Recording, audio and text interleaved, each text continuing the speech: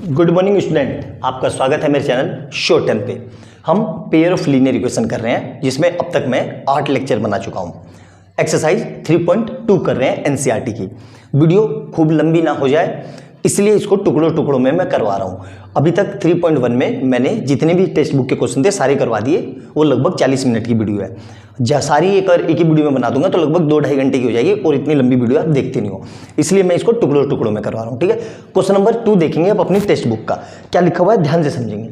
क्या दिया हुआ है, सोल्व, क्या लिखा है, solve 2x + 3y = 12 and 2x - 4y = -24 and hence find the value of m for which ये।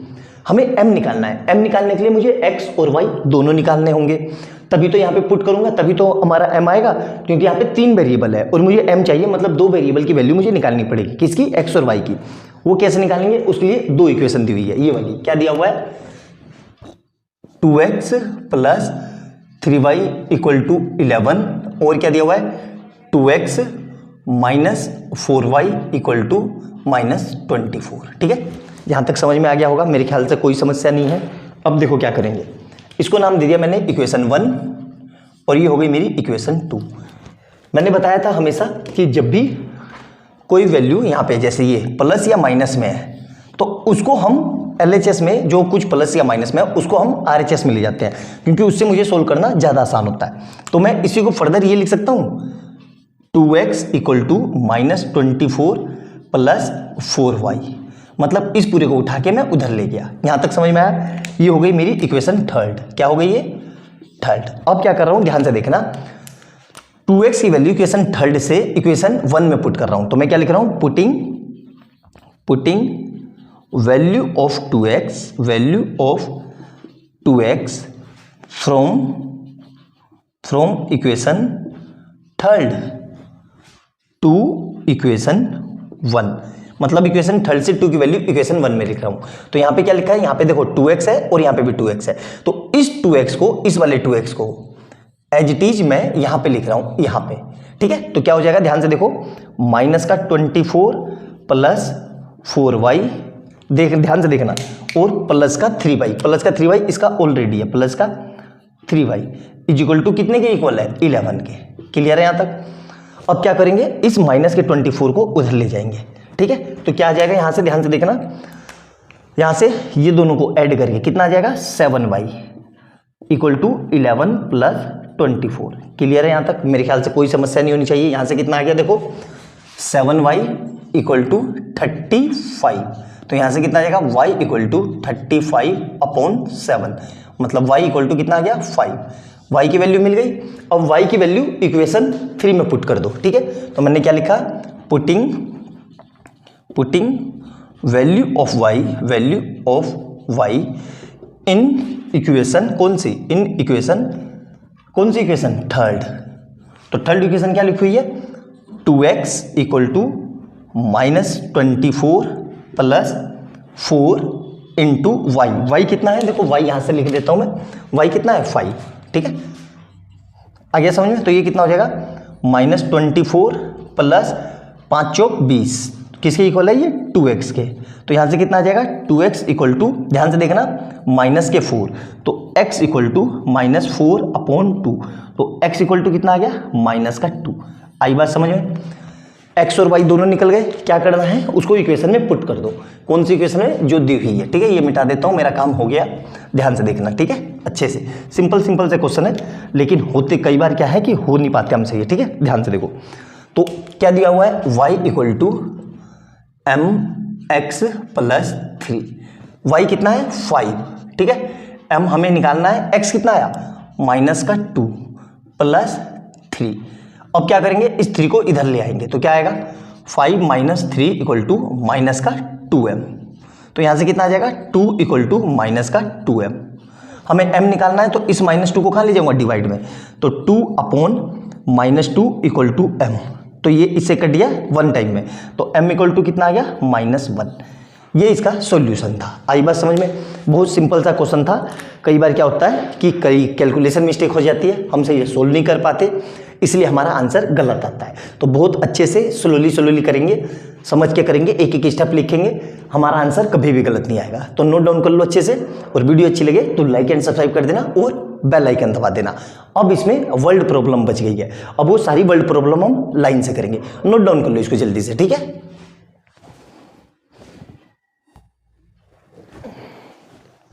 अब वर्ल्ड प्रॉब्लम का क्वेश्चन नंबर 3 का पहला पार्ट देखेंगे, ठीक है।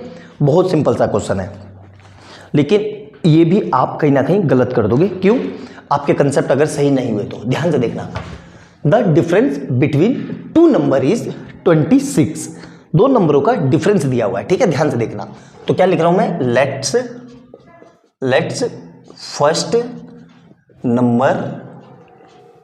First number equal to x and second number equal to y, ठीक है। फर्स्ट नंबर x माना और सेकंड नंबर को y माना। अब ध्यान से देखना, यह क्या लिखा है, the difference between two number, दो नंबर के बीच का डिफरेंस कितना दिया हुआ है, 26। अब इन दोनों का डिफरेंस कैसे लिखते हैं भाई, x minus Y equal to 26, ये हो गई इक्वेशन 1। अब देखो सर इसमें से बड़ा कौन सा नंबर है, बड़ा x है, क्योंकि x में से मैंने y को माइनस किया, तो बड़े में से ही तो हमेशा छोटा माइनस होता है, तो x बड़ा है। तो यहां पे मुझे पता चल गया कि x बड़ा है। क्लियर है यहां तक, किससे, y से।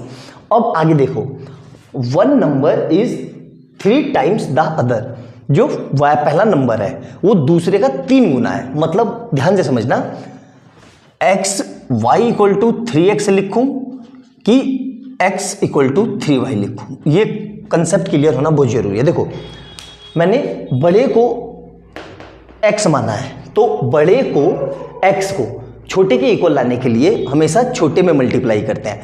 क्यों? मान लो ये अगर इसमें मल्टीप्लाई करूंगा 3y, तो 3 ये इसमें कि y इक्वल टू 3x, तो y बड़ा हो जाएगा ना, तो मुझे क्या लिखना है, x इक्वल टू 3y। आई बात समझ में?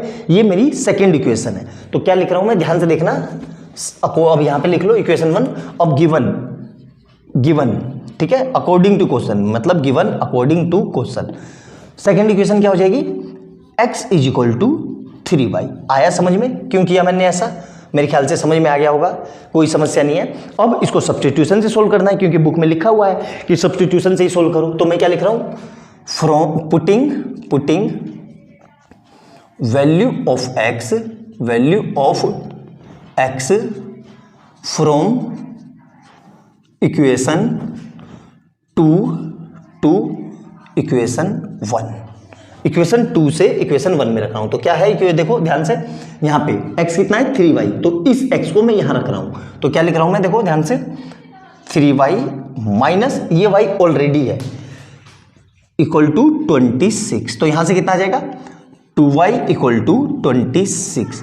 तो y इक्वल टू 26 अपॉन 2, मतलब कितना आ जाएगा, 13। तो y की वैल्यू कितनी आ गई, 13। क्लियर है? अब y की वैल्यू किस में रख दूं मैं, इक्वेशन इसमें, किसमें, 2 में। तो यहां पे लिख देता हूं मैं, देखो सोल्व हो गया हमारा, है ना। ध्यान से देखो, putting value of y from equation, इसको नाम दे दो third, equation third, from equation third to equation किसमें, 2 में, इक्वेशन 2 में। तो क्या आ जाएगा, x is equal to 3 into Y, 3y और y कितना है, 13। तो कितना आ जाएगा x, तो x इक्वल टू 39। आई बात समझ में? दोनों को यहां रख के देख लो, क्या दोनों में 26 का डिफरेंस है? बिल्कुल। देखो 39 माइनस 13 इक्वल टू 26। क्या एक नंबर दूसरे का 3 गुना है? बिल्कुल। देखो ये एक दूसरे के 3 गुने है। आई कि नहीं, कि 13 या 39। आई बात समझ में? तो अच्छे से नोट डाउन करना, बहुत सिंपल क्वेश्चन है और बहुत ज़्यादा फ्रीक्वेंटली ये पूछा भी जाता है, एग्जाम में बहुत ज़्यादा आता है ये। तो अच्छे से नोट डाउन करना, बिल्कुल एक एक पॉइंट समझ के लिखना। जितनी बात बताई मैंने उसको नोट डाउन कर लेना, समझ के लिख लेना, तभी आपको समझ में आएगा, अदरवाइज समझ में नहीं आएगा। आप रट लेते हो इसलिए आपको परेशानी होती है। समझ के करो, एक बार समझ लिया तो इसके जैसे दुनिया में जितने भी क्वेश्चन है सारे आप कर लोगे। बस कंडीशन एक है कि आपको समझ के करना है, रट के नहीं। तो इसको नोट डाउन कर लो, अगला क्वेश्चन देखते हैं, ठीक है। नोट डाउन कर लो इसको। क्वेश्चन नंबर नेक्स्ट देखेंगे, ठीक है। क्या कह रहा है, सेकंड क्वेश्चन, एक्सरसाइज 3.2 का थर्ड का second question. The larger of to supplementary angle. सबसे पहले सप्लीमेंट्री एंगल क्या होता है, ठीक है, ये समझते हैं, ठीक है।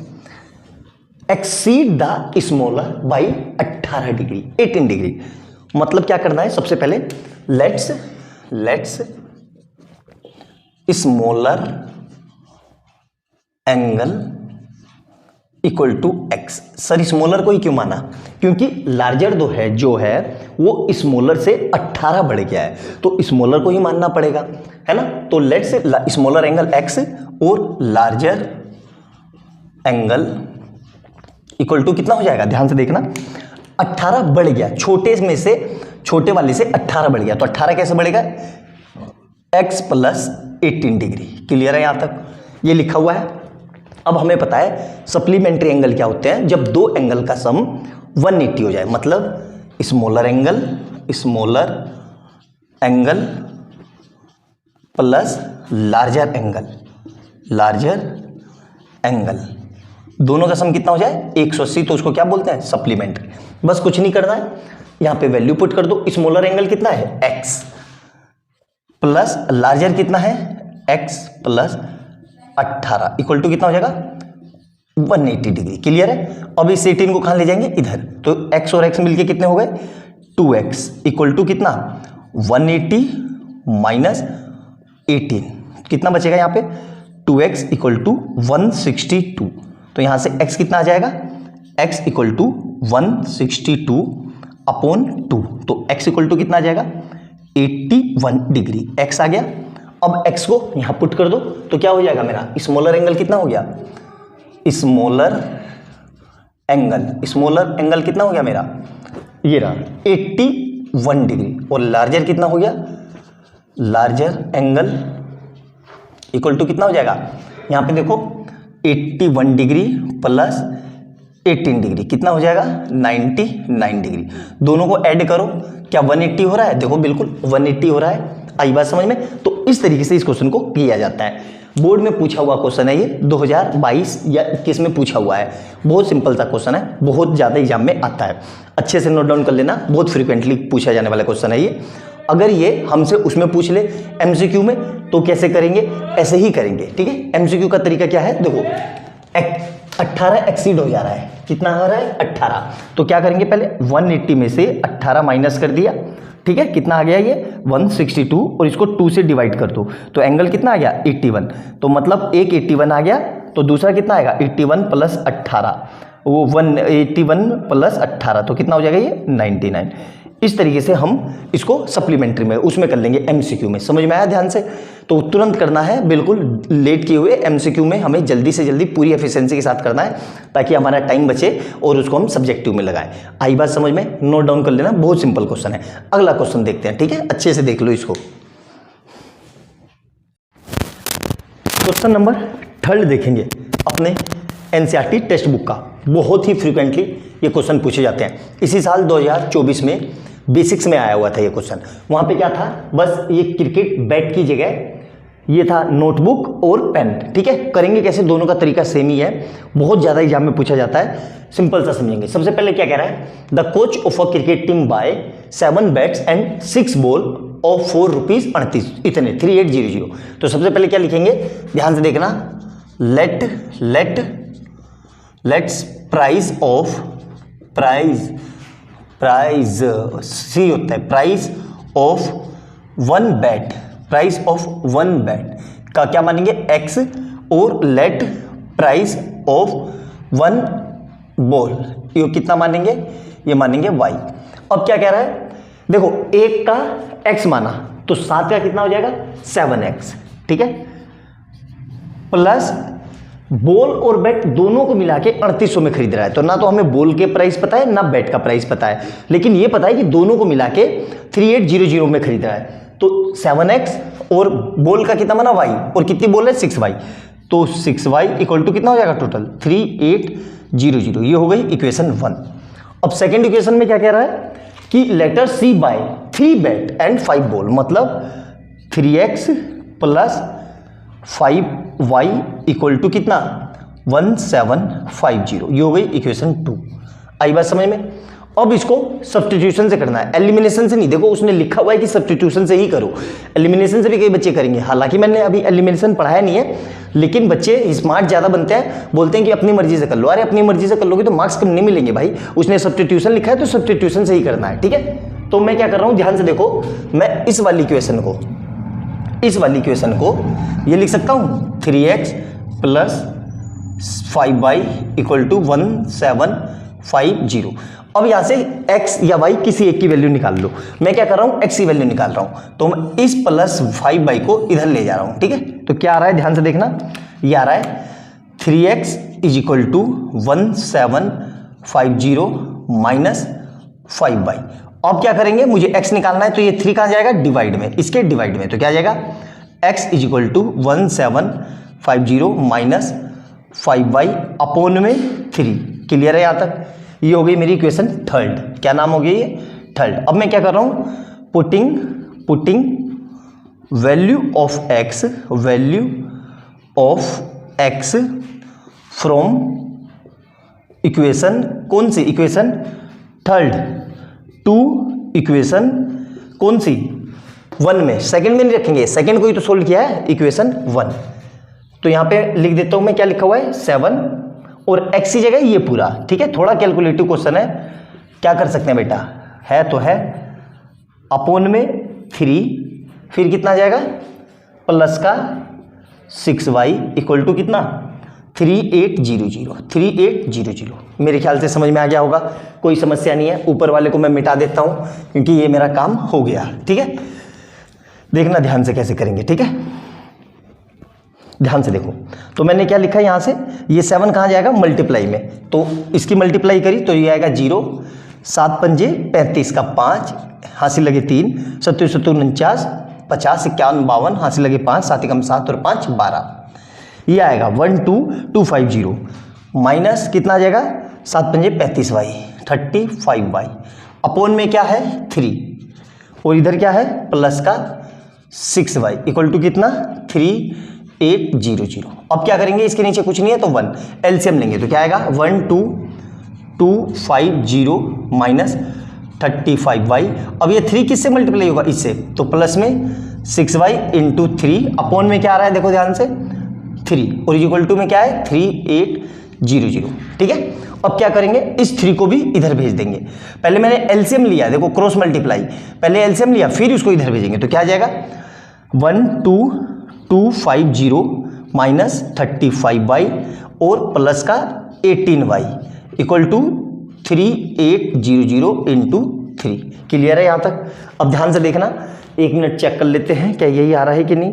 देखो ध्यान से, तो ये मैंने मल्टीप्लाई कर दी किसकी, 1750 इंटू 7, यही आ रहा है, ठीक है। अब क्या करेंगे, देखो ध्यान से, तो इधर से कितना बचा 12250, इसमें से कितना बचेगा माइनस का 17y, कर लेना आप, 17 दूनी 34 और 1 35, ठीक है।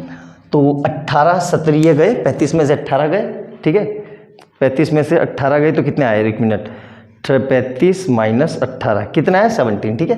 तो ये कितना हो जाएगा 0 0 8 तिया 24 का 4, कैरी लगे 2, 3 तिया 9 और 2 11, ये आ गया समझ में। अब देखना ध्यान से कैसे करेंगे, ठीक है। ध्यान से देखो, थोड़ा कैलकुलेटिव क्वेश्चन है बेटा, क्या कर सकते हैं, है तो है, इसमें देखो कुछ नहीं किया जा सकता। अब इस 17y को इधर ले जाएंगे और इसको इधर, तो 12250 माइनस 11400 इक्वल टू 17y, कितना आएगा, इसको भी कैलकुलेटर पे कर लेते हैं जल्दी से।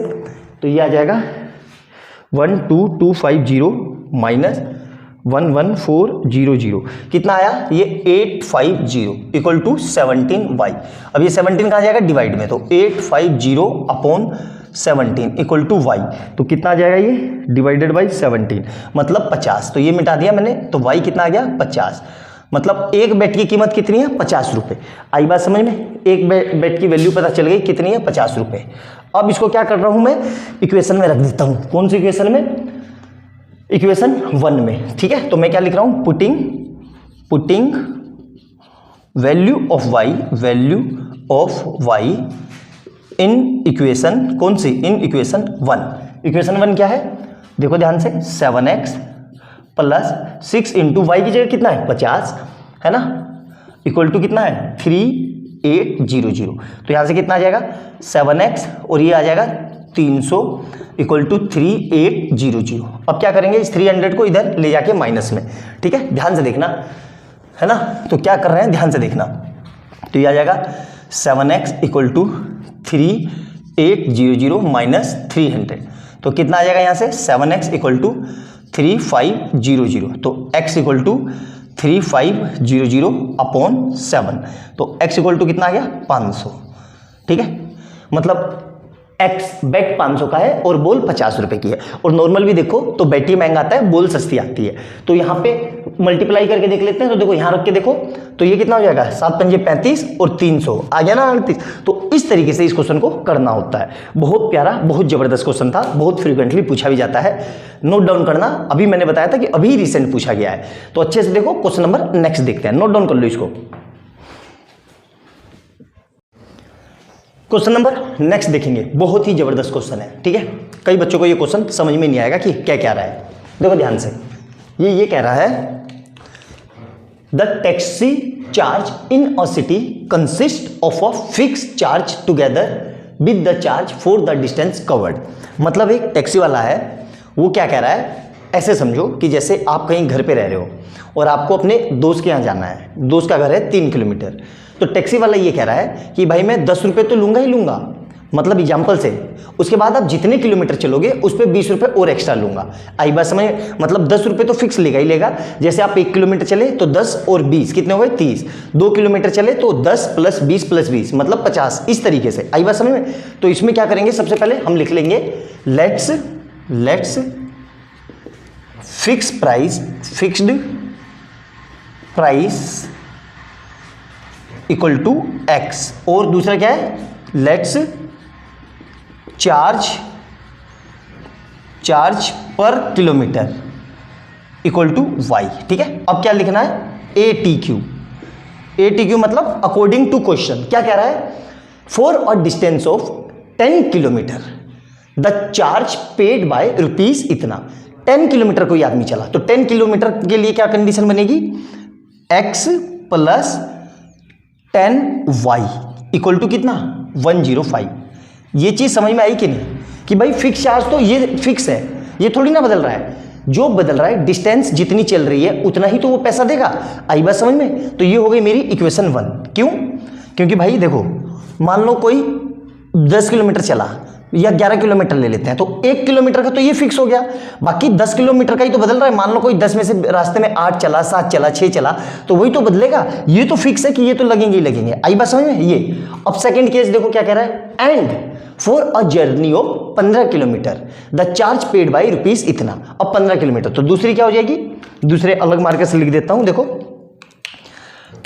x plus 15y equal to कितना 155। ये चीज समझ में आई कि नहीं, क्लियर है यहां तक, अच्छे से समझ में आया। अब ध्यान से देखना, ये हो गई मेरी इक्वेशन 2। अब क्या कर रहा हूं मैं, इक्वेशन 1 से x की वैल्यू या इक्वेशन 2 से किसी से भी x की वैल्यू निकाल के इक्वेशन उसमें रख देते हैं। तो क्या लिख रहा हूं मैं, from equation 1 putting value of x in equation 2। मतलब इक्वेशन 1 से, तो इक्वेशन 1 को मैं ये लिख सकता हूं, देखो ध्यान से, तो इसको मैं ये लिख सकता हूं x is equal to 105 minus 10y। ये चीज समझ में आई कि नहीं, मतलब इस x को मैं यहां रख रहा हूं। तो देखो मैं क्या लिख रहा हूं, तो x की जगह कितना आएगा 105 माइनस 10y और प्लस 15y इक्वल टू कितना है 155। क्लियर है यहां तक, मेरे ख्याल से कोई समस्या नहीं होनी चाहिए। अब देखो इस 105 को मैं उधर ले जा रहा हूं, तो ये कितना आ जाएगा, देखो माइनस का 10y प्लस का 15y इक्वल टू 155 माइनस 105। तो यहां से देखो कितना आ जाएगा 5y इक्वल टू 50, तो y इक्वल टू 50/5 मतलब 10 रुपीज। मतलब जो है डिस्टेंस पर किलोमीटर कितने ले रहा है वो 10 रुपये। आई बात समझ में। अब उसको इक्वेशन इसमें रख देते हैं, इसमें किसी में भी रख दो, है ना। तो y की वैल्यू इक्वेशन 1 में पुट कर देता हूं, ठीक है। तो ध्यान से देखना, है ना, पुटिंग वैल्यू ऑफ y यहां पे लिख देता हूं मैं in equation 1 putting value of y in equation, कौन सी इक्वेशन 1, यहां पे रख देता हूं। तो x तो ऐसे ही रहा प्लस 10 इंटू वाई कितना आया 10 इक्वल टू कितना है 105। तो यहां से कितना आ जाएगा x प्लस 100 इक्वल टू 105। अब क्या होगा, ये इधर जाएगा माइनस में, तो कितना आ जाएगा x इक्वल टू 105 माइनस 100, मतलब कितना आ गया 5 रुपये। आई बात समझ में, मतलब फिक्स चार्ज के 5 रुपये ले रहा है और चार्ज पर किलोमीटर के 10 रुपये ले रहा है। आई बात समझ में, मतलब ये फिक्स तो है, ये तो लेगा ही लेगा, चाहे ऑटो में आप बैठ के उतर ही क्यों ना गए हो, ये इतना लेगा ही लेगा। अब देखो ध्यान से, अब हमसे 25 किलोमीटर के कितने पैसे लेगा, तो ध्यान से देखो 25 किलोमीटर के, तो 25 किलोमीटर के y की वैल्यू कितनी आई थी 10, तो देखो 25 किलोमीटर तो y इंटू 10, देखो क्योंकि 1 किलोमीटर के कितने ले रहा है 10 रुपये, तो 25 के कितने लेगा 10। ये समझ में आया। अब कई बच्चे इतना ही करके आ जाएंगे, लेकिन यहां पे प्लस का 5 भी आएगा, क्यों, क्योंकि फिक्स प्राइस है, वो तो ले ही रहा है ना, मतलब फिक्स प्राइस 5 रुपये और जितने किलोमीटर आप चले उसको 10 रुपये इसके, तो टोटल कितने हो गए 255 रुपीज। मतलब समझ में आया, मतलब वो क्या कह रहा है 25 किलोमीटर चलने के किसको कितने पैसे देने होंगे 255 रुपये। आई बात समझ में, बहुत आसानी से मैंने आपको समझाने की कोशिश की है ना, जितनी बात बताई मैंने उसको नोट डाउन कर लेना। बहुत सिंपल क्वेश्चन था, कई बार एग्जाम में हमसे सिंपल क्वेश्चन भी नहीं हो पाते क्योंकि हमें समझ में नहीं आता कि करना कैसे है। अच्छे से नोट डाउन कर लो, बहुत जबरदस्त क्वेश्चन था। क्वेश्चन नंबर नेक्स्ट देखते हैं, नोट डाउन कर लो इसको, ठीक है। अब देखो पेयर ऑफ लीनियर इक्वेशन की अब हम थ्योरी पढ़ चुके हैं, उसमें अब से हम कुछ वर्ल्ड प्रॉब्लम करेंगे। बच्चों को हमेशा वर्ल्ड प्रॉब्लम में कुछ ना कुछ प्रॉब्लम होती ही रहती है, और यकीन मानो वर्ल्ड प्रॉब्लम सबसे आसान होते हैं, ये अपने आप में बताते हैं कि मुझे सोल्व कैसे करना है। तो ज़्यादा देर ना करते हुए वीडियो को स्टार्ट करते हैं और क्वेश्चन देखते हैं क्या कह रहा है, ठीक है। बिल्कुल आराम से पढ़ेंगे लाइन टू लाइन, जैसे मैं मार्क कर रहा हूँ, ठीक है। ऑफ फ्रैक्शन बिकम, ये लाइन पढ़ो, ऑफ फ्रैक्शन बिकम मतलब फ्रैक्शन। सबसे पहले समझते हैं फ्रैक्शन क्या होता है। देखो फ्रैक्शन क्या होता है, फ्रैक्शन होता है जिसमें, फ्रैक्शन का मतलब क्या होता है जिसमें न्यूमरेटर हो, ठीक है, न्यूमरेटर हो और अपॉन में डिनोमिनेटर हो, डिनोमिनेटर, ठीक है। फ्रैक्शन का मतलब क्या होता है जिसमें न्यूमरेटर हो या डिनोमिनेटर, वो न्यूमरेटर और डिनोमिनेटर हो। जैसे कि मैं लिख रहा हूँ 1/2, ये भी फ्रैक्शन है, 3/2 ये भी फ्रैक्शन है, या 4/5 ये भी फ्रैक्शन है इसको। तो इसमें देखो न्यूमरेटर भी है डिनोमिनेटर भी है, न्यूमरेटर भी है डिनोमिनेटर भी है, न्यूमरेटर भी है डिनोमिनेटर भी है। आई बात समझ में, तो इसको बोलते हैं फ्रैक्शन। अब यहाँ पे हमें फ्रैक्शन तो पता नहीं है, तो हम क्या करेंगे ध्यान से देखना। सबसे पहले क्या लिखेंगे हम, लेट्स, ध्यान से समझना, लेट्स न्यूमरेटर, न्यूमरेटर को कुछ मान लेंगे, क्या मान लेंगे जी x और y। Let's numerator equal to x और डिनोमिनेटर इक्वल टू y, ठीक है। अब क्वेश्चन पे आ जाते हैं, क्या कह रहा है, ऑफ फ्रैक्शन बिकम, मतलब ये जो फ्रैक्शन है हमारा क्या हो जाएगा, फ्रैक्शन अब मेरा क्या हो गया, फ्रैक्शन हो गया मेरा x अपॉन y, ठीक है, ये मेरा फ्रैक्शन हो गया। अब वो ये कह रहा है ऑफ फ्रैक्शन बिकम, ये जो फ्रैक्शन है ये क्या हो जा रहा है 9/2, मतलब क्या लिखेंगे हम फ्रैक्शन, तो मतलब x upon y is equal to 9/11। ये फ्रैक्शन 9/11 हो जा रहा है, कब, इफ 2 इज एडेड, इस लाइन को पढ़ो, if 2 is added to both the numerator and denominator, मतलब दोनों में मैं क्या ऐड कर रहा हूं 2, तो देखो दोनों में 2 ऐड कर देते हैं, तो इस लाइन को बड़ा कर देते हैं और इसमें भी 2 ऐड किया और इसमें भी। यहां तक समझ में आया, मेरे ख्याल से कोई समस्या नहीं होनी चाहिए। अब क्रॉस मल्टीप्लाई, ये इधर और ये इधर, तो क्या आ जाएगा 11 into X plus 2 equal to 9 into Y plus 2। अब 11 को अंदर भेजो तो कितना आ जाएगा 11x plus 11 into 2 is equal to 9y plus 9 into 2। Clear है, यहाँ से क्या आ जाएगा 11x plus 22 is equal to 9y plus 18। Clear है। अब वेरिएबल वाले एक तरफ और नंबर वाले एक तरफ, तो कितना आ रहा है 11x minus 9y is equal to 18 minus 22। तो यहाँ से कितना आ जाएगा 11x minus 9y equal to minus का 4। ये हो गई मेरी इक्वेशन 1। क्लियर है यहाँ तक? सारी चीज़ें समझ में आ गई होगी। अब आगे देखो क्या कह रहा है, ध्यान से देखो, यही देखो, ये समझ लिया होगा आपने अच्छे से, ये मिटा देता हूँ मैं।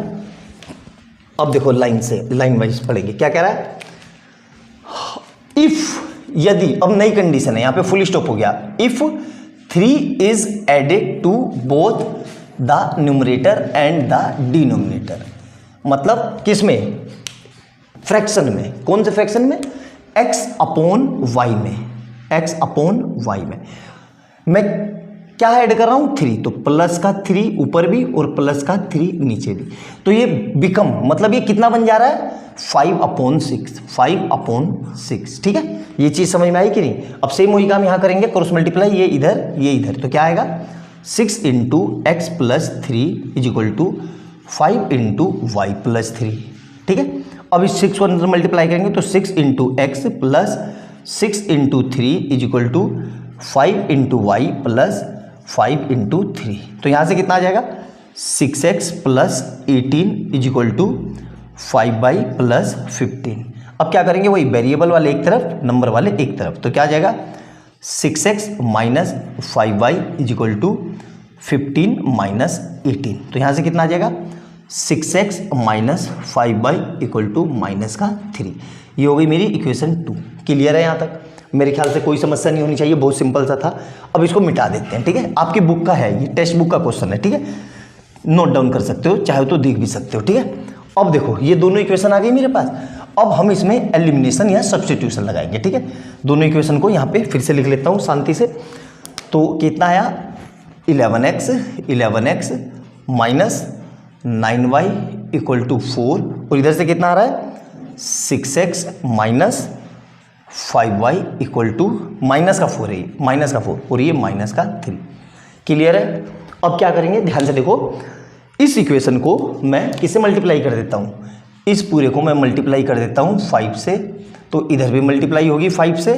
ठीक है, और इस इक्वेशन को मैं मल्टीप्लाई कर देता हूँ 9 से, तो इधर भी मल्टीप्लाई होगी 9 से। ठीक है, तो अब क्या हो रहा है, ध्यान से देखो, ध्यान से देखो, ये कितना आ जाएगा, 5 × 11, तो इसकी मल्टीप्लाई से तो कितना आ जाएगा, 55x - 9 पंजे 45y - 5 चौक 20। ठीक है, और इसी तरीके से ये कितना आएगा, देखो ध्यान से, ये कितना आएगा, इसकी मल्टीप्लाई करेंगे तो 9 × 6 = 54x - 45y = -27। क्लियर है? अब क्या करेंगे, देखो ध्यान से, साइन चेंज, तो साइन चेंज करेंगे, तो ये लाइन खींच दी मैंने ऐसे, ये ऐसे, ये लाइन खींच दी, और साइन चेंज, तो ये माइनस है तो प्लस, और ये माइनस है तो प्लस। ठीक है, क्या होगा, आप ध्यान से देखो, 55 में से 54 गए तो कितना बचा, x, और ये पूरा क्या होगा, ये कट जाएगा क्योंकि एक प्लस माइनस, और इधर से कितना आएगा, 20 में से प्लस का 27 गए 7, तो x आ गया मेरा जी 7। क्लियर है यहाँ तक? x कितना आ गया, 7। x को अब इक्वेशन 1 या 2 कहीं पे भी रख दो, तो मैं क्या लिख रहा हूँ, putting value of x in equation 1 में रख दो या 2 में रख दो, कहीं से भी आंसर आ जाएगा, तो 1 में ही रख देते हैं। तो 11 × x कितना आया, 7 - 9y = -4, तो ये कितना आ जाएगा, 77। अब देखो 9y को इधर और 4 को इधर, तो माइनस का है तो इधर आके कितना आ जाएगा, माइनस का है तो इधर आके 4 प्लस का और 9y उधर, तो यहाँ से कितना आ जाएगा, 81 = 9y, तो यहाँ से कितना आ जाएगा, 81/9 = y, तो y कितना आ गया, 9 = y, तो y कितना आ गया, 9। आई बात समझ में? अब सेटिस्फाइड करवा लेते हैं, फ्रैक्शन मेरा क्या बन गया, तो नाउ फ्रैक्शन, अब फ्रैक्शन क्या हो गया, फ्रैक्शन कितना हो जाएगा, न्यूमरेटर कितना आया, x कितना आया, 7, और ये कितना आया, 9। ठीक है, अब इसको कंडीशन सेटिस्फाइड कर लेते हैं, दोनों में 2 ऐड करके क्या ये वो हो रहा है, तो करके देख लो। देखो अपना आंसर चेक करने का तरीका है, इफ 2 इज एडेड, तो दोनों में अगर मैंने प्लस का 2 ऐड किया तो ये क्या बन गया, ऊपर 9/11, मतलब मेरा आंसर सही है। सेकंड वाला भी चेक कर लो चाहे तो, दोनों में क्या ऐड कर रहे हैं, देखो ध्यान से यहाँ पे, तो 7/9, दोनों में क्या ऐड कर रहे हैं, 3, तो 3 ऐड करके कितना चाहिए, 5/6, तो देखो दोनों में 3 ऐड करो तो ये भी 3 और ये भी 3, तो ये कितना हो गया, ध्यान से देखो, ये हो जाएगा 10/12 दोनों किससे कट रहे हैं? 2 से। तो ये 5 जा 2 5 जा और ये 2 6 जा। तो ये आंसर सही है मेरा। तो दोनों आंसर सेटिस्फाइड हो गए। इस तरीके से इस क्वेश्चन को किया जाता है। बहुत ही प्यारा और बहुत जबरदस्त क्वेश्चन है ये। पूरा वेल एक्सप्लेन किया है मैंने, एक एक पॉइंट आपको बहुत डिटेल में समझाया है। अच्छे से देखना, ऐसा हो नहीं सकता कि समझ में ना आए। ना समझ में आए ऐसा संभव ही नहीं है। अगर 1% फिर भी अगर ना समझ में आए तो दोबारा से देखना, आपको जरूर समझ में आ जाएगा। अच्छा क्वेश्चन है, बहुत फ्रिक्वेंटली आते हैं एग्जाम में। अच्छे से देखना और वीडियो अच्छी लगे तो लाइक एंड सब्सक्राइब करना और बेल आइकन दबाना। मिलते हैं अगली वीडियो में बहुत ही प्यारे क्वेश्चन के साथ। तब तक के लिए इसको नोट डाउन कर लो। क्वेश्चन नंबर 6 देखेंगे। लास्ट क्वेश्चन है इस एक्सरसाइज का। एज वाला क्वेश्चन है और एज वाला क्वेश्चन बहुत इंपॉर्टेंट है। ये क्वाड्रेटिक में भी आता है और पेयर ऑफ लीनियर इक्वेशन में भी, दोनों में भी आएगा और बहुत ज़्यादा फ्रिक्वेंटली पूछा जाता है। करेंगे कैसे, बिल्कुल स्टेप बाय स्टेप देखना, तभी आपको समझ में आएगा। वीडियो को स्किप मत करना वरना समझ में नहीं आएगा। देखो ध्यान से क्या कह रहा है। 5 ईयर हैंस, अब से 5 साल पे आगे। सर कैसे पता चला हैंस? देखो यहाँ पे एगो लिखा है तो यहाँ पे आगे की बात कर रहा होगा, यहां से देख के समझ सकते हो। ठीक है, अब से 5 साल बाद the age of Jacob will be 3 times that of his son.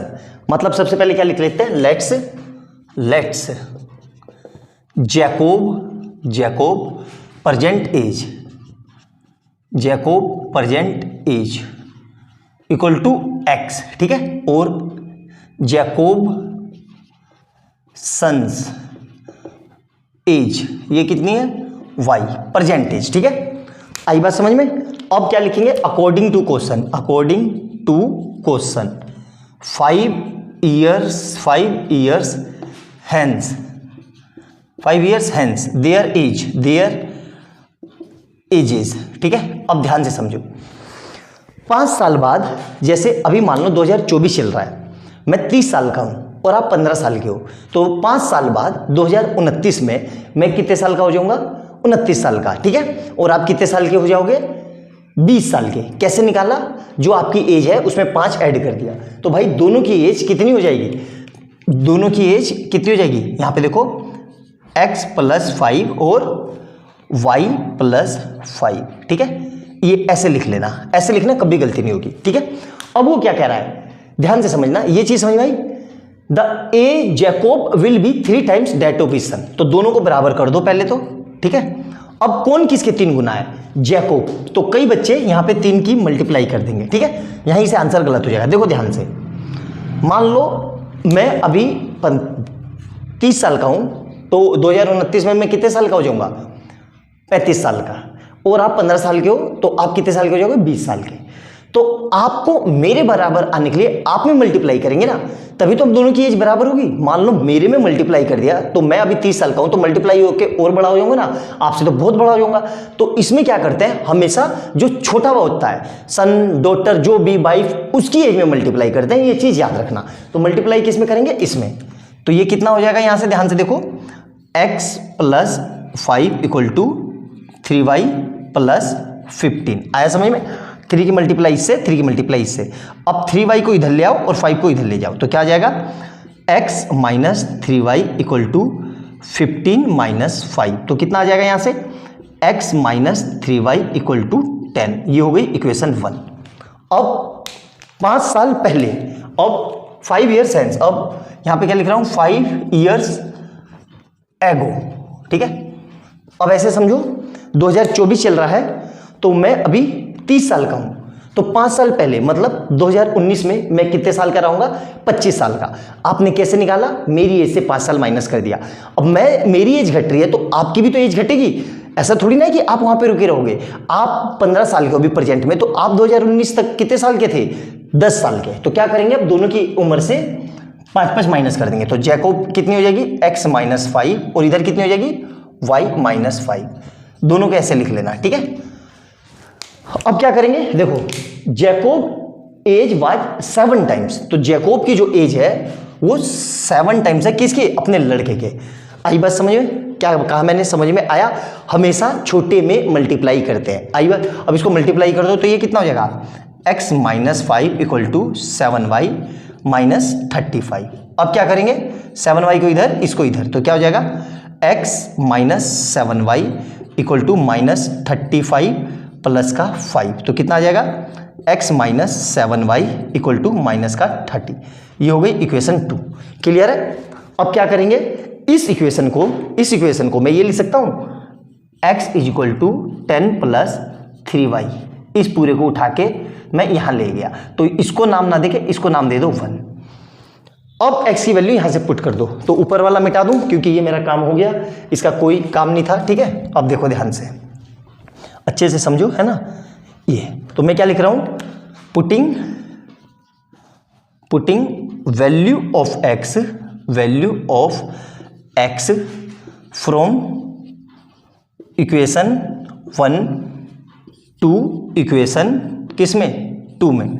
तो क्या आएगा, देखो x की जगह क्या लिख रहा हूं मैं, 10 plus 3y minus 7y equal to minus का 30।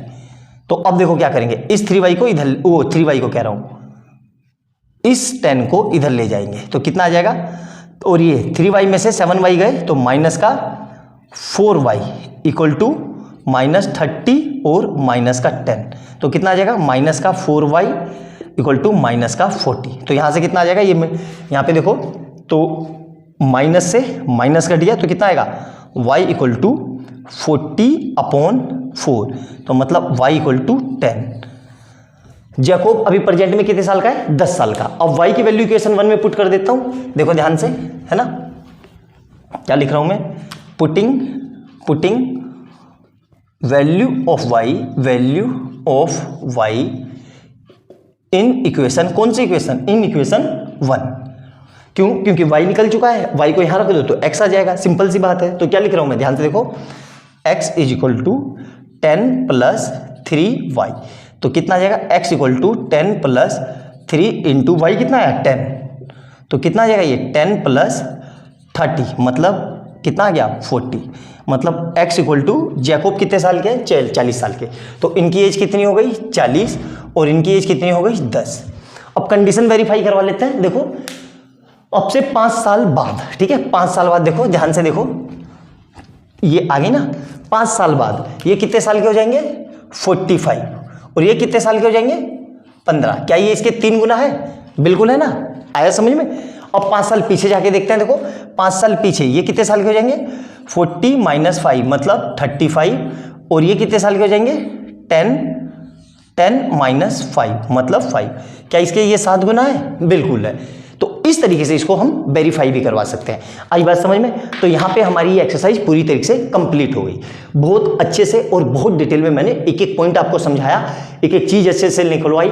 वीडियो को अच्छे से देखना, समझ में आ जाएगा। ऐसा हो नहीं सकता कि ना समझ में आए, फिर भी ना समझ में आए तो दोबारा से देखना, जरूर समझ में आएगा। बहुत अच्छे और बहुत जबरदस्त क्वेश्चन है और वर्ल्ड प्रॉब्लम है, बच्चों को बहुत ज़्यादा परेशानी होती है। मैंने कोशिश की है कि बहुत आसानी से आपको समझा सकूँ। नोट डाउन करना, कोई चीज़ ना समझ में आए तो दोबारा मेरे से कमेंट सेक्शन में पूछ लेना। अगले एक्सरसाइज में मिलते हैं एलिमिनेशन मेथड के साथ, तब तक के लिए बाय बाय दोस्तों।